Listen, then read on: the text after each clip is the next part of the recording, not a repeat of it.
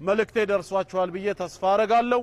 ስለዚህ ኢንሻአላህ ሙስሊም ያልሆናችሁ ወገኖች ኑ ወደ ትክክለኛው የመዳን መንገድ ወደ ኢስላም አስተምህሮ ሰው ከአላህ በስተቀር በእውነት የሚመለክ አምላክ አለመኖሩን በልቡ አምኖ በአንደበቱ ካልመሰከረ ነብዩ መሐመድ አለይሂ ሰላቱ ወሰላም የአላህ ነብይና መልእክተኛ መሆናቸውን አምኖ ካልተቀበለ ጀነት በሱ ላይ ሐራም ነች ተዘግቷል።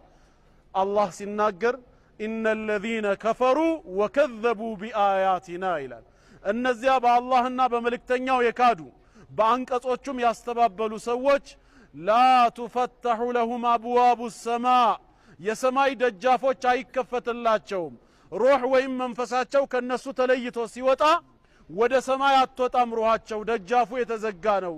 ولا يدخلون الجنة ጀነትንም አይገቡም حتى يلج الجمل في سم الخياط ግመል በመርፌ ቀዳዳ እስኪሾልክ ድረስ እንጂ አለ።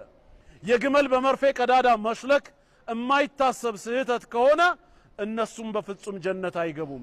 በነብዩ መሐመድ ሰለላሁ ዐለይሂ ወሰለም ያላመነ እንደማይድን ሰሂህ ሙስሊም ላይ ምን ብለው ተናገሩ? መልእክተኛው ወለዚ ነፍሲ ቢየዲህ ያሉ ነፍሴ በእጁ በሆነችው ጌታ በአላህ ምዬ እናገራለሁ ላ የስመዑ ቢ አሐዱ ሚን ሃዚህ ልኡማ ከዚህ ኡማ አንድም ሰው የኔን መላክ አይሰማም።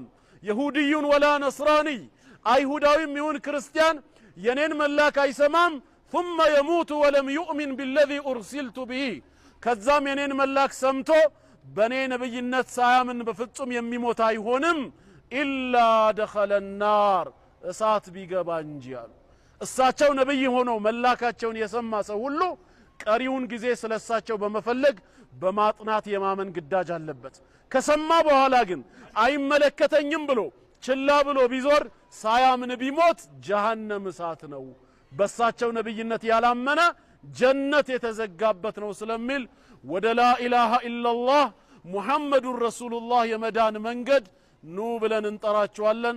አላህ ለኛም በእስልምና ጽናትን ለናንተም ሂዳያን አላህ ይስጣችሁ። ወሰላሙ ዐለይኩም ወራህመቱላሂ ወበረካቱ።